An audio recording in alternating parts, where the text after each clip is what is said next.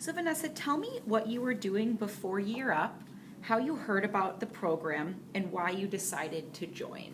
Oh, okay. So prior to Year Up, I was actually going to Fresno State for biochemistry.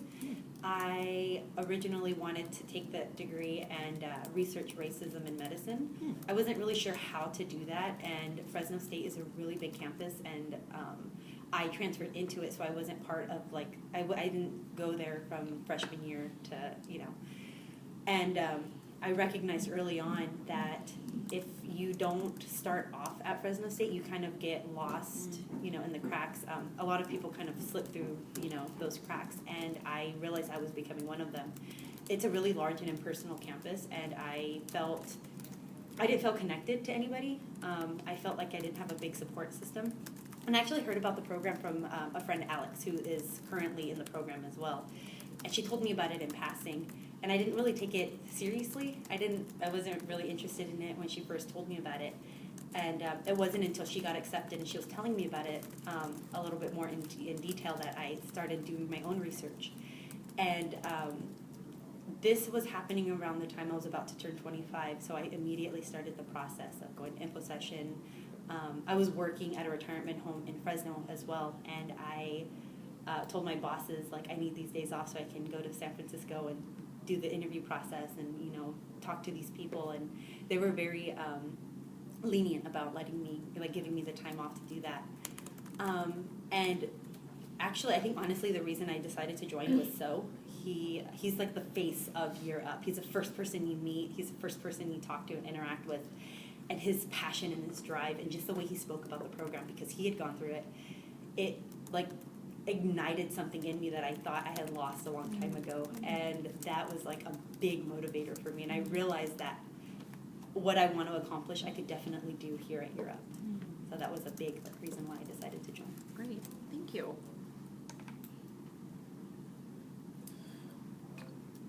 What was the biggest challenge or growth area that you've gone through with L&D?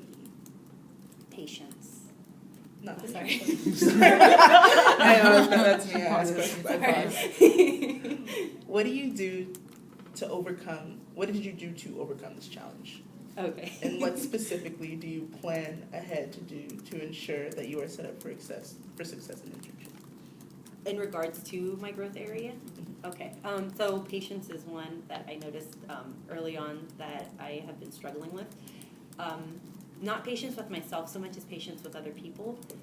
And I noticed that in group assignments, people who weren't on board with what was happening, who would kind of assign themselves parts in our group projects, and they weren't following up with that. I noticed that I was getting kind of impatient with that. And some of the things, I had talked to Ellen and I reached out to certain people to see what I could do to deal with that, because I'd never really been put in those situations before and I wasn't really sure how to handle it. So I reached out to my resources and I talked to people, and I realized talking to the person would help, getting their side of the story, because I know there's always two parts to a story. Maybe they were going through something and that was why they were kind of slacking off in whatever it was we were doing. And so that's something that I have been doing. Is I'm a compassionate person generally, but when it comes to schoolwork, I get really into it, and that was something that I noticed kind of turning me into a stone. I would kind of shut off emotions when it came to schoolwork, and I don't want to be that person. So I started becoming more compassionate when it in line with school and with training and assignments. And I think I've been taking step backs and just kind of breathing and realizing that it's not the end of the world, and just trying to connect with people more to not be as impatient with them. So why do you want to work in tech? Because it's exciting and it's so innovative and it's not going anywhere anytime soon. Prior to coming to Year Up, I really had no tech experience, which is really surprising for me, because I'm thriving in the program and especially with tech. And originally when I came into the program, I wanted to do PM. Because that was my comfort zone and that was something that I was familiar with. I have experience with organizing and event planning and PR work, and so the tech part of it was not, like, it was nowhere on my radar. But when I started getting into it and I started like going through the classes and talking to Jerry and Melody, like that made me realize that I really wanted to be in tech. That I actually have a very, like, I'm very strong. I have really, like, very strong skills with tech. And I pick up on it very easily. The coding languages, it's super easy for me to, like, pick up on it. I've been learning PHP, jQuery, you know, I've been learning, like, JavaScript and Python on my own, and it's super easy for me to pick up. And I realized that's something that I want to keep doing. And I didn't know I had a passion for it until I started, like, getting into it. And so I want to stay in tech, and that was why I decided to go into tech. Thank you. So it sounds like you have chosen tech as your area of focus, and you have, started explaining this a little bit, which I appreciate. But can you elaborate on what makes you a strong candidate for a technical internship? I am very dependable, and I'm a very quick learner. So if there's something that I don't really understand, and a lot of tech, honestly I don't understand because I haven't been exposed to it until now. I pick up on things very easily, and if someone explains something to me, I can absorb it, and I am able to do my own research on the side. If I still don't have a very strong grasp of it, I can go and do external research. And I feel like to be in tech, you have to be able to explain things to people.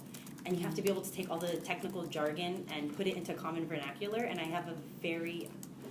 I'm very good at doing that. Mm-hmm. It's easy for me to be able to explain something to someone who doesn't really have a very strong grasp of it. Mm-hmm. And that helps me have a stronger grasp of it because I'm able to explain it, and I know that I'm explaining it well. Mm-hmm. And it's, I don't know. I'm dependable. I am very punctual, so I know that I'm going to be on time to everything. So that's something that I think is also really important, and it shows, that I have determination, that I'm determined, and and I look up things on my own. So Great, thanks. Do we want to go into Scenario-based. scenario based?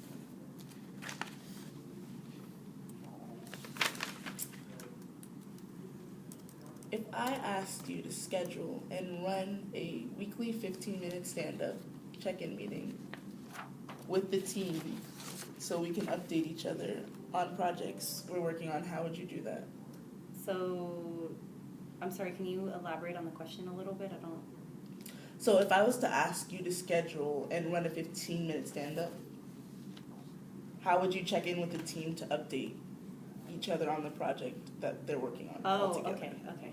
So initially I would probably create calendar events and send it out to them in email so that way they know something like that's going to be scheduled. And then I would probably have an agenda. I would create an agenda so that way during the 15 minutes of us like talking, explain like what this is even about, so that way they have an understanding of what they're going to be going into before they come into it, like during in the email. And then during the 15-minute standoff, we would discuss like what's happening, what our next steps are, if anybody needs any kind of support and what they're doing. Because I think a lot of the times people start feeling lost, especially if it's a project and they have their own tasks and they're doing it on their own. They don't have, sometimes they feel like they don't have a support net. So I want to like make sure that they know, like if you need any help, if you have any kind of like issues and you need some kind of like support outside of just the 15 minutes we meet up every so often, here's your resources. Great. Is it? Thank you. I think it's me. Yeah. Okay. So, I think we may have answered that one already.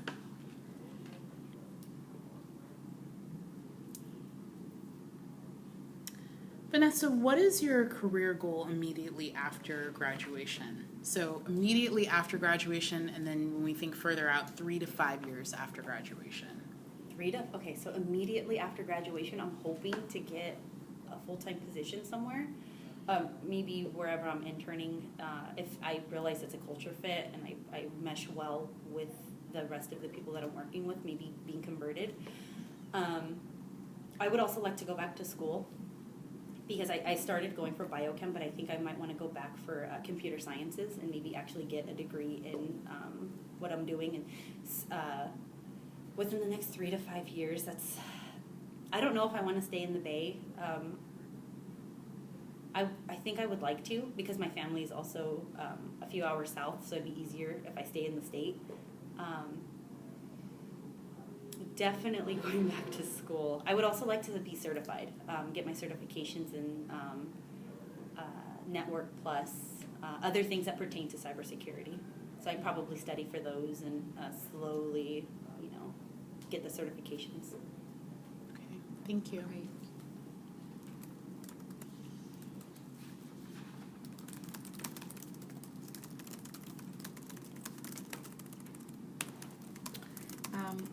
Timing, we have like 2 more minutes before the tech demo, is that right? Believe so. Okay, so we'll ask you one more question and then we'll go into your demo.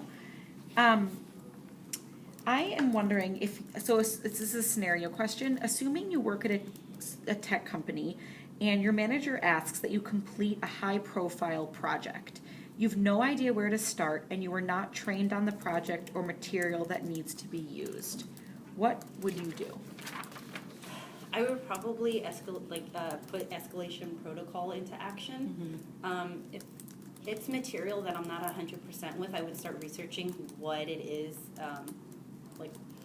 individual components of the profile that he's asking me to do, that my manager is asking of me. And if after that, if I still don't fully understand what's happening, I would probably reach out to coworkers. And because they've obviously been there longer than I have, and they have more knowledge and more experience working with that. So I would reach out to my colleagues, and then I would probably utilize resources here, like going out and asking fellow colleagues that I was in trainings with, like going and asking maybe Rory or sending emails, seeing if maybe they have any information or any resources that they might know that could help me with what I'm doing. And then I would ask my manager, hey, can you maybe clarify a little bit if I still don't understand, and see if maybe there's something maybe websites or books that he can point me to help me figure out what I'm supposed to be doing. Great, thanks.